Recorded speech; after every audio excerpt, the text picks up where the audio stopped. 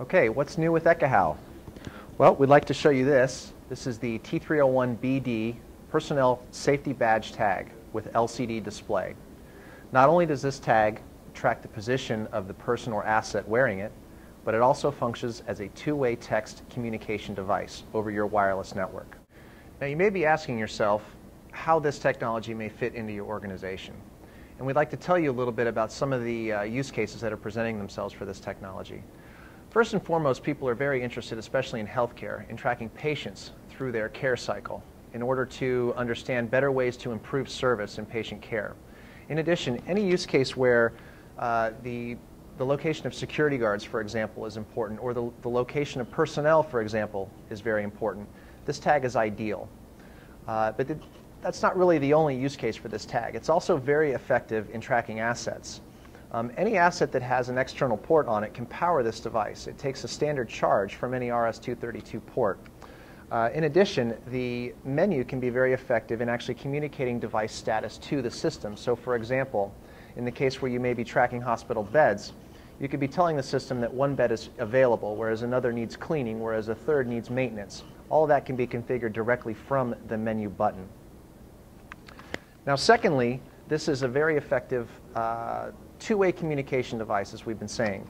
This LCD screen is capable of programmable messages, either to or from the device and to or from the EPE server. So in the example that someone is looking for a particular asset, this device can also serve as a mobile finder tool. In other words, so if I was looking for a particular asset, I could have the list saved in my menu.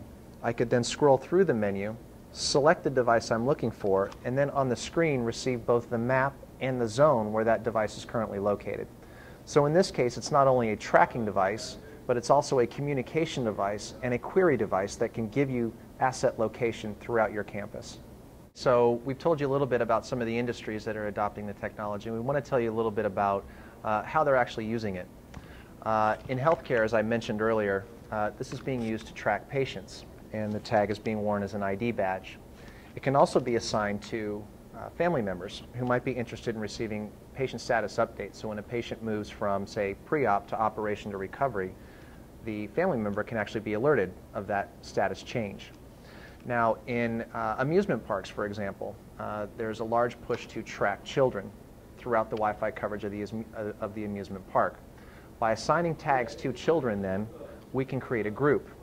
And this tag becomes sort of the parent tag. In other words, receiving events from children's positions throughout the park, or when proximity to the parent tag becomes too great. So in other words, if your child's wandering off, you can be alerted to the tag directly.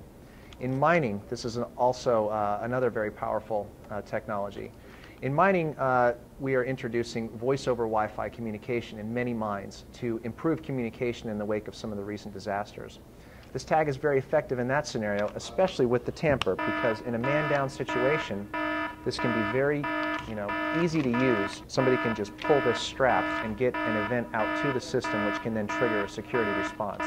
Not only that, but anytime an event is sent from the tag, it's time-stamped, and also its location is sent to the system. So the person receiving that on the application end gets the event reason, they get the time it occurred, they get the location, and then they can actually pull up a live track window and then go out and find that person. In addition to button events, this tag in the system is also capable of sending area-based alerts. Now we want to tell you a little bit about what these alerts can do. Once the system sends an alert, it's sent out the API, our open application interface, to our application layer.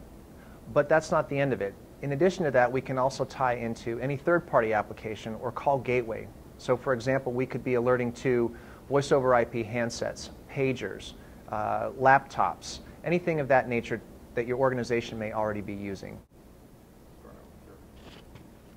Do you remember where you started? I'll just start somewhere.